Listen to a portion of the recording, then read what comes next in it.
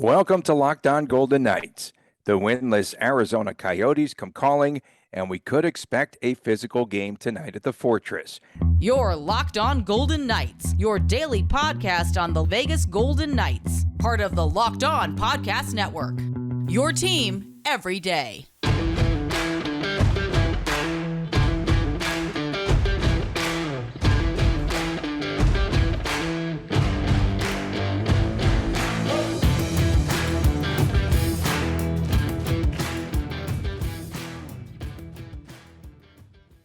Hi again, everyone. I'm Tony Cardasco along with Chris Golick. You could find us. I am at Tony Dasco on Twitter. He is at TD Chris G. And as always, at Locked On VGK. That's the spot to be on Twitter. And Locked On VGK, our new YouTube channel. And please subscribe. Of course, we appreciate all of the comments too on there, good and mostly bad about me. Okay, so the Arizona Coyotes are in town tonight. Chris, we could expect a feisty game, perhaps. Arizona is winless, and they've had about 6 days off coming in. They played 4 straight games coming out of the chute. Their final 3 are this week. 2 of the 3 are against the Vegas Golden Knights.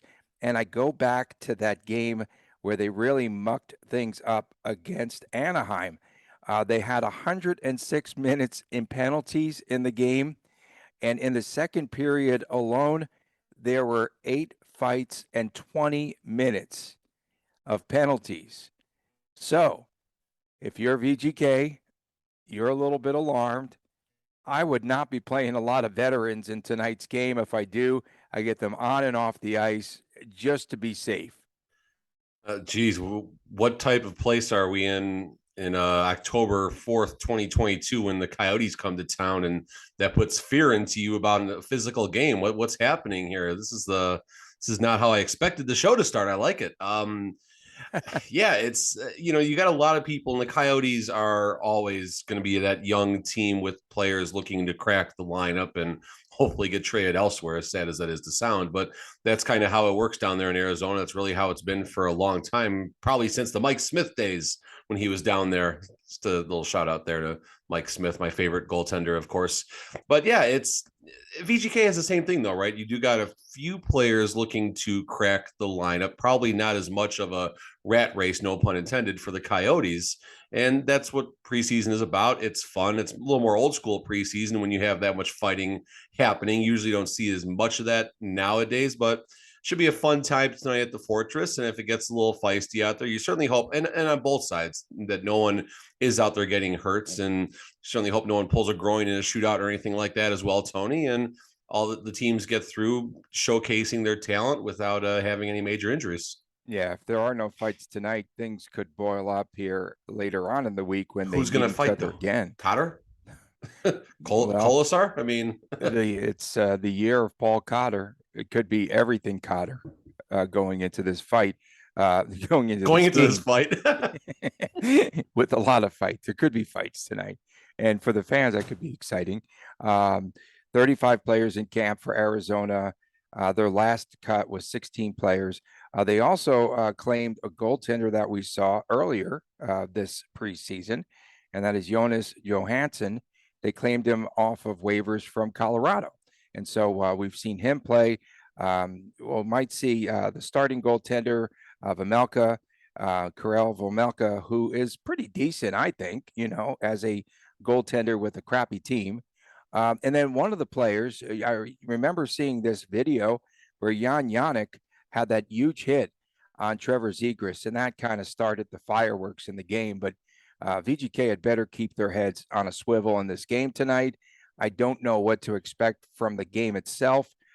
You do need to get some repetitions for players like Mark Stone. And so for VGK, they just have to be sort of cautious, but still play their own brand, their own style of play. Let's start with that Zegras hits. You got to keep your head up, kid. That could be beer league, youth league, all the way up to, the NHL. You got to keep your head up. And I watched a hit a few times. A lot of people were saying it's dirty, and no, it was as clean of a hit as you could possibly have. For the folks that haven't seen that yet, if you simply YouTube Zegras hit, it'll pop right up. But Zegras has the puck. He fumbles it a little bit, and it's about the most amateur thing you could possibly do. The puck goes maybe a couple strides ahead of him, and he just keeps his head down right across the red line, and he got blown up. I mean, he got absolutely blown up. And I get the response. I get why that's triggered all the fights and stuff like that. That is one of the showcase talents, not just in Anaheim, but in all of the NHL. So that's what the Anaheim players need to do in a circumstance like that. And I don't know if you're going to have a lot of boil over coming into Vegas, unless, obviously a big hit happens, and then certainly all bets will be off. But this could be, if it does happen, this could be a shot to really see where Kolesar and Cotter is the other one I'm going to mention as far as being a physical type defender of the team, because that's how Cotter is going to play himself onto this roster. He's done it with the offense. He's done the little things right. You can pull up any random Bruce Cassidy presser, and Paul Cotter is probably the name most mentioned. We'll hit on that in a little bit, I think, in our next segment.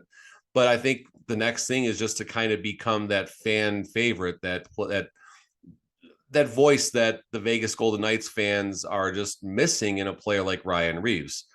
Paul Cotter, whichever, less than Ryan Reeves. I'm trying to draw the symbol, but it's too early for that nonsense. But point being, Paul Cotter is not going to be Ryan Reeves as far as the checks and the hits and things like that. But that doesn't mean he can't be the personality. Doesn't mean he can't be fun. Doesn't mean he can't be someone that is excitable on the ice. And a game like tonight, where if Arizona does come in looking to muck it up, Tony, as you said, then this could be a real good shot to see where Cotter sits as the type of player that you're going to have to worry about running you if you're out there running our guys. Was that a hand symbol signal? Greater than, less than? That's where I was trying to go there. I thought that was for a player formerly known as Ryan Reeves. I thought that was some sort of a symbol that you were hand drawing for us this morning. Here's a team, this Arizona team. Cheers. I almost said cheerio at the end of a BBC interview yesterday. That would have been your last one. Well, I think it might have been my last one. We were talking about Bill Foley's involvement with the soccer team in Europe, and they said that we might have a mini scoop. I don't know, whatever. But they said on that broadcast that everything is pretty much done, pending a background check of Bill Foley's finances and all that. I think he probably has enough money in the checkbook, to pay for this team at about 160, 170 million. So he's going to own a Premier League team. So that is neither here nor there. I think we're trying to talk a little bit about hockey this morning. And this Arizona Coyotes team, okay, get this. They still have, I don't know how much money they are under the cap, but they still have a lot of money, and they didn't do anything in the offseason. They've got some good players. And I thought when VGK played them last season, we saw some budding stars. We saw Clayton Keller. We saw Nick Schmaltz. I like those guys. Those two. Lawson Krause is on this team. Jacob Chychrun. There was a lot of discussion about him being, on the market for a trade this past summer, the offseason, but he's still back. Nick Ritchie, they got him from Toronto. Thought he played pretty well. He had 10 goals, I think, when he was acquired from Toronto down the stretch. And they do have some good talent. They're missing some pieces, but why not spend all of your cap money? So a couple things here, I guess. In my world, I've mentioned a lot of times, my business is basically hockey cards, like baseball cards, but the hockey version of it.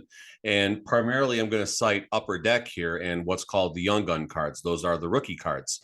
And you look at the teams that have the most visibility as far as the rookie cards go. And the Arizona Coyotes are up there. The Flyers, the Sabres, and the Senators are a couple of the other ones. But the Coyotes do have a lot of the players that you mentioned where you can collect their rookie cards this year. And it's very interesting kind of seeing the players in my world go from paper to reality after collecting them and opening them and talking about them. And you just cited, I think, all 4 or 5 rookies that are available in the products right now. So where I'm going with this ultimately is, yes, they're an up and coming team, and they've kind of always had that vibe for a while.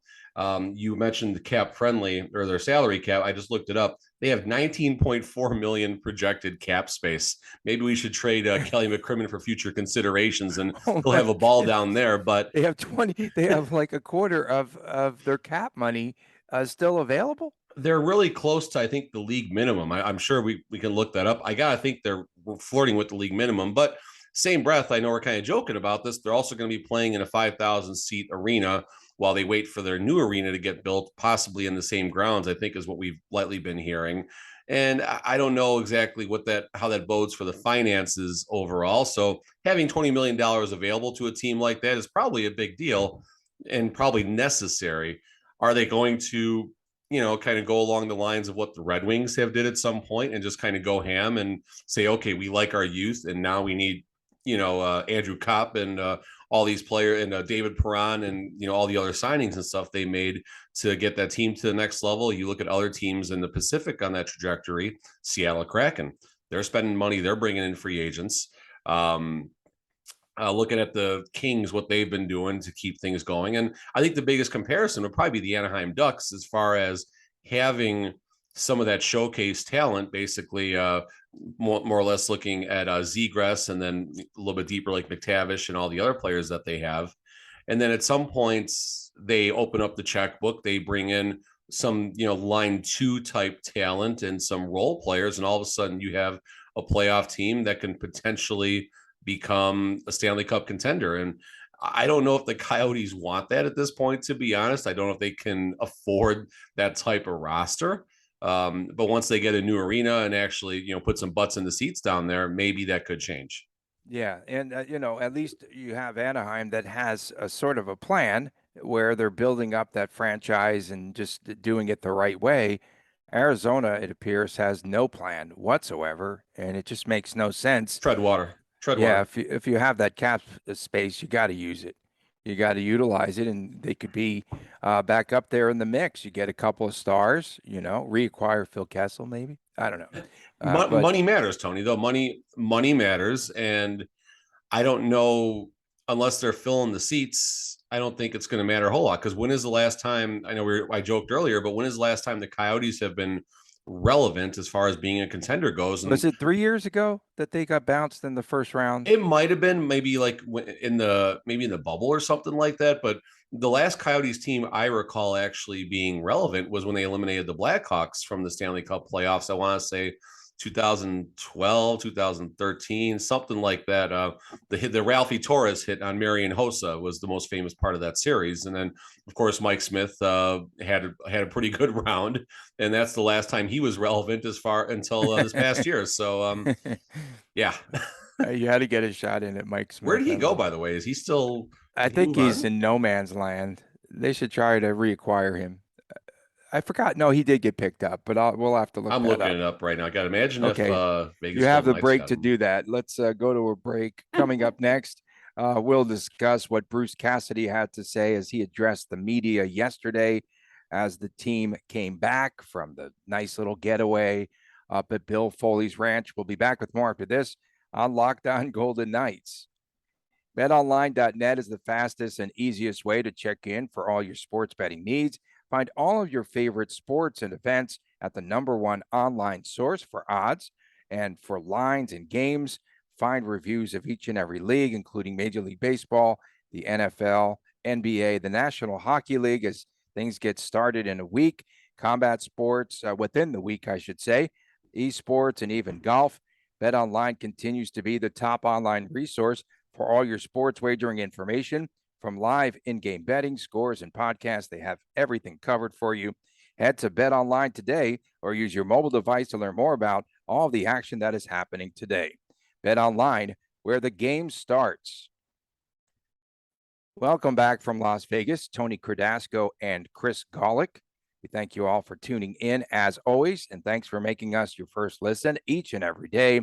Our podcast is free and available wherever you tune in to podcast, and we definitely appreciate, man, the numbers are just going bonkers here, and it's just the preseason, and we've got a lot of good fan support, good and bad.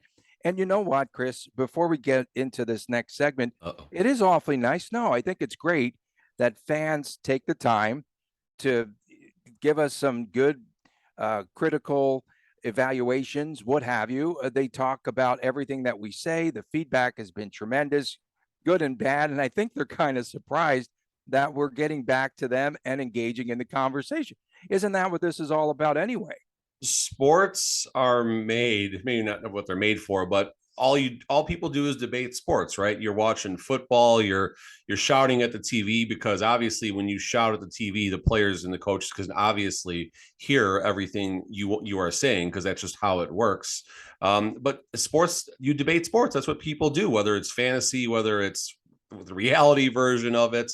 You debate, you argue, you talk about what the lines are going to be coming out of camp, you talk about what players are doing well, and then you argue about who should do this, who should do that. That's all part of the cycle. And people that do comment, good, bad, or otherwise, like I equally enjoy all of the comments, even when they do come a bit chirpy, if you will, and that's okay, that's fun. And I do enjoy the interaction, and I look forward to hopefully catching you all, whether I'm up in my cheap seats in 217 or over at Dollar Loan Center, or if I'm luckily enough to do the media thing at either of the games. I definitely would love to say hi to some of you, have some fun, and if it's just an adult night, have an adult beverage. If it's me and my son, or me and my daughter type of night, we'll have a water or a Sprite or something like that. Okay, and you can find me hiding out perhaps at Hyde Lounge because I'm going to hide out. I don't like the interaction in person. No, it's all good. Come up and say hi. It's always fun. Hey, another thing as we go off track again, you never know where we're going to go. Cody Glass made the final roster for the Nashville Predators. It's been a long road. Last year, they said he lacked a lot of the physicality. He wasn't in the most perfect shape. They sent him down to the Admirals, their AHL team, and now he's back and he's made the roster, the final 27. And he said it's a Prague this week as they start the season. That's pretty cool. That's selfishly, that's good for me, because I invested enough money in his cards personally that had a comma in the value, and that comma has since gone away over the last couple of years. So hopefully that comma will come back and I can get out of some of them. So but no, seriously, Cody Glass, I enjoyed Cody Glass. I was high on Cody. His season coming out, when there was a lot of talk about his shape with the Vegas Golden Knights, and he put on, I think, like 18 pounds in one of the off seasons coming into VGK camp. And same thing, we thought he would be better, stronger, and everything, but I think getting a bit bigger like messed with his coordination or something like that. He just couldn't connect the dots, but it takes time sometimes. And everyone was very high on Cody Glass, and I don't think that's changed. I think it's just going to take some time, and I would love to see him come back and see him in the Fortress competing against the Golden Knights later this season. Yeah, that would be really awesome. Yesterday, Bruce Cassidy, tribute video. After a few days off, Bruce Cassidy addressed the media, talks to the media. What is the number one topic of the day, as it's been this entire preseason camp? It's Paul Cotter. Welcome back, Cotter. And all he did was gush about him again. Said that his overall game is really solid. Said that he is at the top of the list of those who are pushing upward, been consistent, played really well, good discipline, giving abrasiveness, managing the puck well, all that stuff. Physicality, he's added some offense. All around game is solid. So 5 stars for Paul Cotter. And Cotter's definitely going to be in the mix. And William Carrier, we come to find out, could be back pretty soon. Of course, when somebody's about to take your roster spot, accelerates, the progress there to get back on the ice. But we understand it has been an abdomen issue, an injury to his stomach. And so not quite sure what that was or what that means. But now you have another player vying for one of those final 27 roster spots, if you will. So I had a listener did correct me. I didn't catch the name offhand, but I've been, for whatever reason, calling Brendan Brisson. I added a W in there. Why? I don't know. I just kind of did. It's French. It's all good, man. Exactly. So point being, in that Cassidy interview you're citing, I listened to it this morning. He called Carrier Carrier. Real Carrier. So, folks, if the coach can make a mistake, I can make a mistake too. So that's another sign that Bruce Cassidy is very new to this job. They're a little scattered right now. I'm sorry, man, but Cassidy, the team, there is no cohesiveness currently with this team, with this roster, and with the coaching staff. That could be a sign of why things, aren't there yet. I'm not really feeling that they are ready to go for opening day. They'll close some gaps, obviously, this week, but let's hope that they're ready to go in a week here as they take on the LA Kings in Los Angeles. So I think that kind of goes back to, and we'll get back to the comments in a second, but I'll reassert my point from yesterday is this is a roster that necessarily doesn't need to be pedal to the metal in preseason. It doesn't necessarily need to be pedal to the metal in the regular season. That's what happens when you have, a veteran type of roster like this. The Tampa Bay Lightning. Let's talk about them for a second. Back-to-back Stanley Cup champions. How much respect did the Tampa Bay Lightning have this past season coming out of the Atlantic? I think they were third place in the Atlantic, if I'm not mistaken, third or second. But no one picked them to make a deep run at all. No one was picking them to make a deep run. And VGK, kind of the same type of roster composition, older veterans. And I don't think VGK competes for the Pacific this year. I don't think it's even going to be that close, but I think they'll be comfortably in a playoff spot.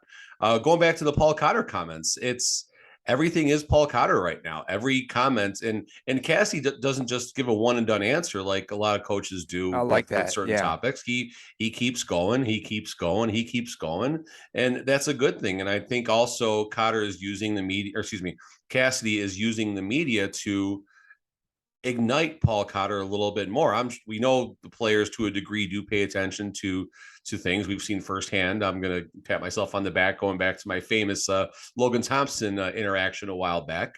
The players do pay attention to this sort of thing. And I also think Cassidy is coming across honest too. I think we've had a conversation about Cassidy maybe being a bit too honest in his media interactions, but I just think it's who he is. And I'm starting to buy more of what he's saying from an honest and integrity perspective versus him just using lip service to get something from his players. Yeah, he was far from being this rah-rah guy in the presser that we saw yesterday. And he talked about the lines and how things are shaking out. He said that Phil and Jack have had some good chemistry together.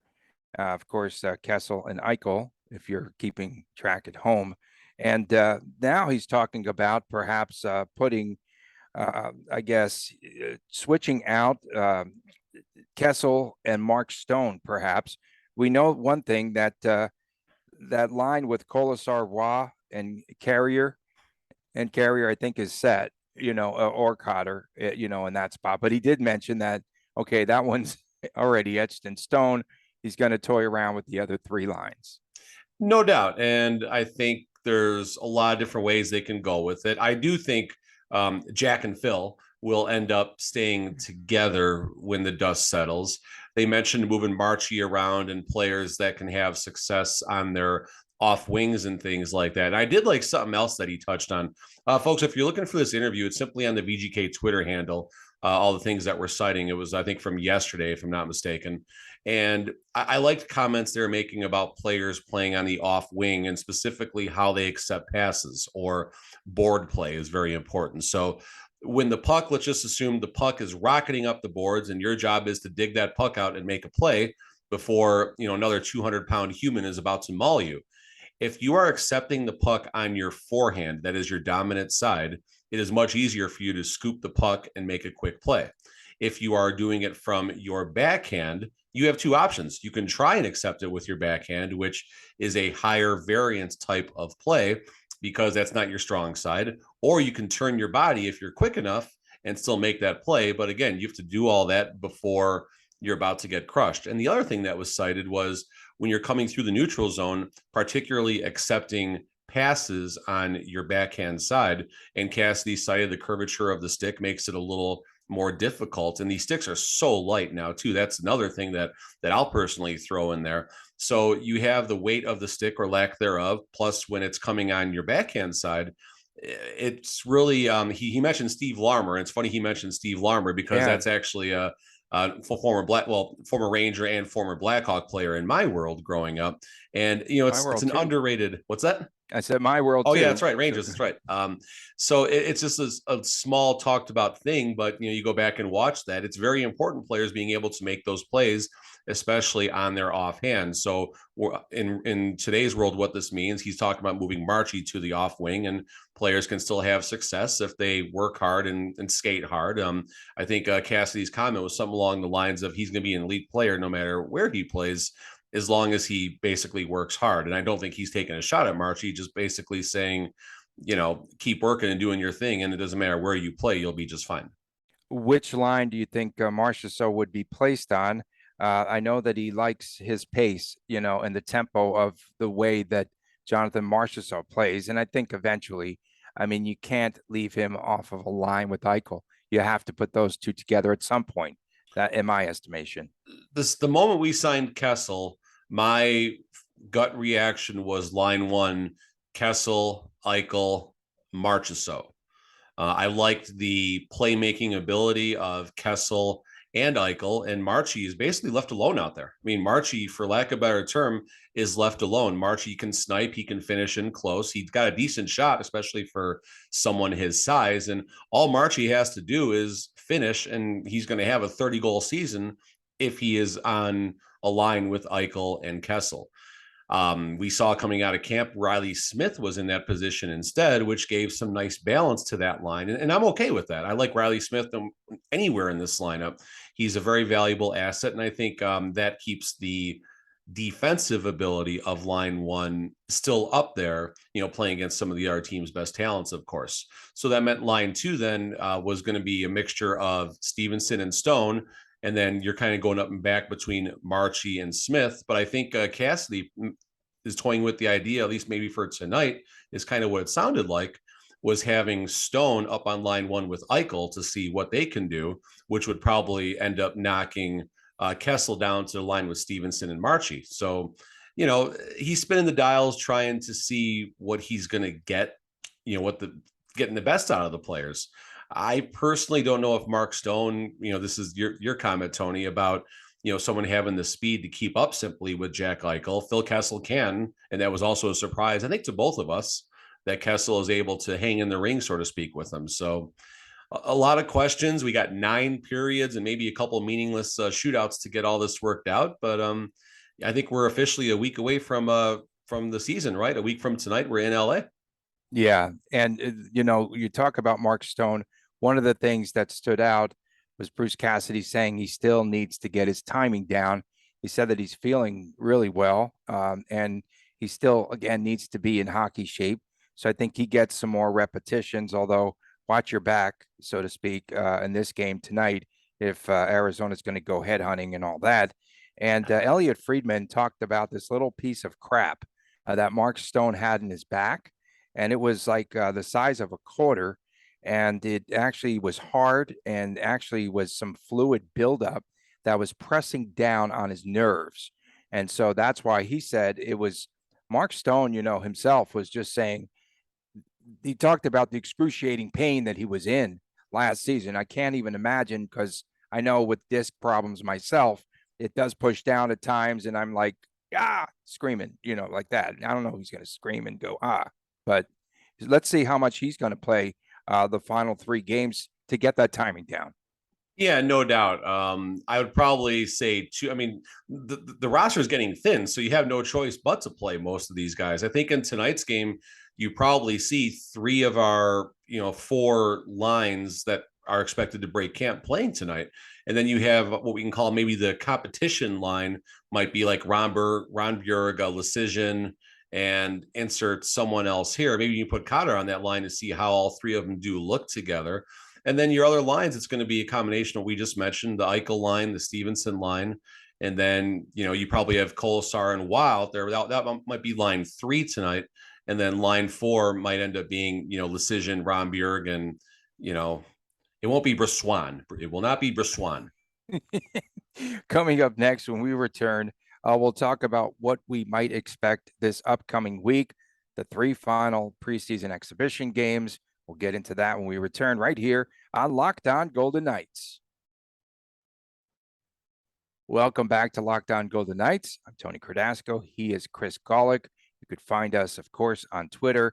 Check out our at Locked On VGK and also Locked On VGK on our new YouTube channel. I still call it new. It's about 2 months old. It's new. Yeah. Shiny new toy. It is a shiny new toy, and it's a lot of fun. And Chris operates that to perfection, I should say, because I'm not very good I'm good on the audio end, not speaking, but editing. Okay, we'll get into that. But I got a face for radio. I do. I've got the face for radio, bro. Okay, so the final 3 games here this week. Tonight, again, 7:00 at the Fortress. It's VGK against Arizona. October the 6th, in a couple of days on Thursday, they travel up to Salt Lake City. And then on October the 8th, it'll be the first game that they're playing, NHL game that they're playing, I think, in 25 years in Boise, Idaho. And that, again, will be against Arizona. And if there's no fisticuffs tonight, they're going to let it fly, I think, on Saturday night in Boise. Logan Thompson and goaltending and Aiden Hill. Okay, holy smokes, man. I saw the interactions yesterday on Twitter and the back and forth. And, right now, if I'm just to grade them now, like Aiden Hill is like a D. And then Logan Thompson, there's a lot of separation between Thompson and Hill. The lack of competition, I think, could hurt them in the long run coming out of camp. Logan Thompson's got it all locked down. What do you want to see? There's 3 games to go. Do we get 2 Aiden Hills? I think shout out to Sinbin first of all on this one. LT's got a new helmet. LT has a gold dome that looks like the players' gold domes. So I didn't see that. Yeah, that I just saw that break yesterday. So I think they're the only ones that reported. So stick tap to Sinbin on catching that one there. But I want to see Aiden Hill all 3 games, to be honest. I think we know what we have with LT. I don't think he needs to be out there much. I think it's almost set in stone that the split's going to be 2-1 Hill and LT. But if you put Hill out there for all 3 games to see what you have, although, Tony, we have options now. The Buffalo Sabres, I believe, put not just Subban, pardon me, but they also put Oscar Dansk on waivers. So we have options. We have reinforcements, Tony. Reinforcements are out there right now. Will they make a run at Oscar Dansk again? He was here for the softball game, didn't play in the softball game, but he was also in the Carlson wedding, which I'm still waiting for the invitation to. I mean, you never know, Tony. Things are strange the way close, they he's work close out. To those guys. He left here on a good note. Like, does he still have it? I liked him as a goaltender, to be quite honest. Listen, Subban also had a magical run when Fleury first got hurt too. He kept the early part of the season alive. Unfortunately, he got hurt not too long after that. But Subban's best days, as short as they were with the Golden Knights. And, maybe he'll get it worked out and he might just need some time. I think Buffalo goes to Rochester, if I'm not mistaken, for their team, the Rochester Americans. I could be wrong on that, but he might just need to work some time out there and just kind of wait for his calling again, because that kind of seems like his career going back to his Boston days, obviously. So who knows? But back to the point between Hill and Thompson. Yeah, Hill needs repetition. Your grade for Hill so far this preseason is probably generous, to be honest. You can't give up 7 goals and expect anything better than an F grade. But again, this is not, it's tough, folks. It's tough. I get it. And you see Hill, you see his reaction time. The first thing you see is the injured, I'll say this again, the injured Robin Lehner, not the healthy Robin Lehner. Obviously, that is a polarizing subject in this town, fair, foul, or otherwise. That is how it is. So if Hill does go out there and stink it up come regular season. Go ahead. So you are making these comparisons to Lehner, and injured the fans Lehner, are injured. Fans Lehner, are blasting injured. me. I said nothing about Leonard. Well, You're the one that's been. No, you've made those comparisons. No doubt, Tony. Kind of and funny. it's all fair, and the comments by are association, fun. And, I guess, yeah. I don't get a lot of hate, Tony. I'm not going to lie. This is kind of new for me, honestly. I've had many other hats that I've worn in my professional and not so professional life, and I've usually had a little more confrontation than I than I actually do being in front of the hundreds of listeners that we get on a daily basis. Thousands, bro. Thousands. I like it. I haven't Bro seen the swat. numbers. I haven't bro swat. We put a W in that too. How come no one gives me crap for that? But in all seriousness, Hill had a rough start, no doubt about that. And I'm holding out hope that he's going to return to form. Whatever that form is, it needs to be an acceptable form that he can alleviate the pressure from Logan Thompson. And again, I'm in my world, although LB Brossoit seems to be possibly on the mend, he is skating right now with Sean Burke. I think you mentioned that, and obviously Cassidy mentioned he's skating on a daily basis right now. So maybe we're less than a month or so for him to come back. And then I really want to know what the plan is after that. I really want to know what the plan is for this three-headed goaltending monster. Yeah, well, Brossoit is just going to be your spot starter, and he's not going to be your everyday guy. And if LT does go down, so why do we have Hill then? Yeah, I don't know what they're doing. That's the question. It's a big question mark. Exactly. And maybe they don't want Brossoit to come back just yet and try to figure things out with Aiden Hill. Who knows what goes on behind the scenes? There's the 3 games to go, and we did hear Bruce Cassidy say that the veterans will not be playing every game, and that they're going to get some looks out of the younger players. So right. I suspect that we'll see a lot of the younger guys.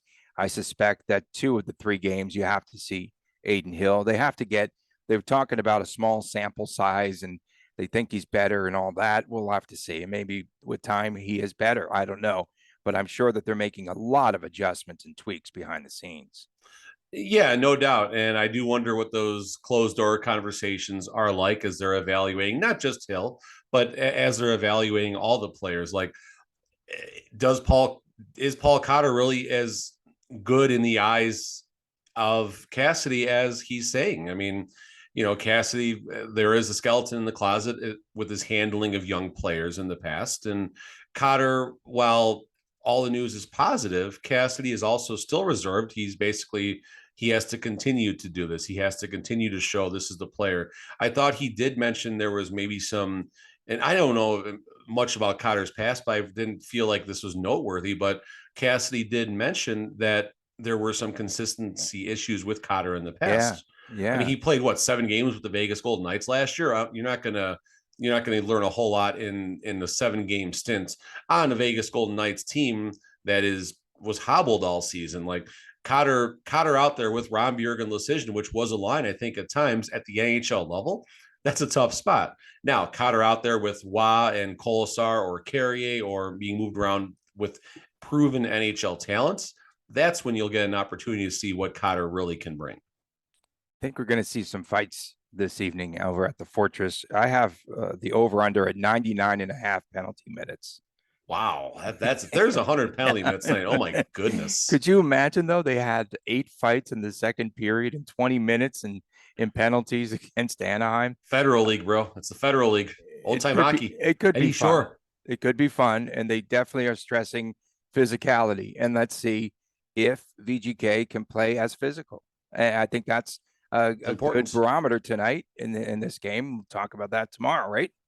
Yeah, definitely. And if I don't mind if the game gets physical, I don't mind if there's some scrums and stuff. I think that might get the blood flowing a little bit, especially for the veterans, right? Especially for the veterans who do appear to be going through the motions right now. And I'm okay with that. But, I wouldn't mind seeing Marshy get to face wash or Kessel. I mean, Kessel, revenge game, Phil Kessel tonight.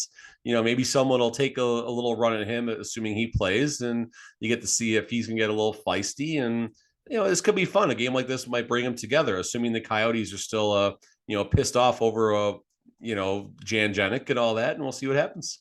Okay, and we might see Vejmelka in net tonight for the Coyotes. I'm guessing. I looked up his record yesterday. Last season, I thought he was a pretty good, serviceable goaltender. Yeah. 13, 32, and 3. Was that his goal? Was that his record? What's his whatever? Yeah. Okay. I'm done. I mean, he played just about every single night. Okay. That'll wrap things up for today's show. We'll be back again tomorrow. We'll recap tonight's game and maybe some fracases and all that. For my man, Chris Golick, I'm Tony Cardasco saying cheerio. See you tomorrow right here. Locked on Golden Knights.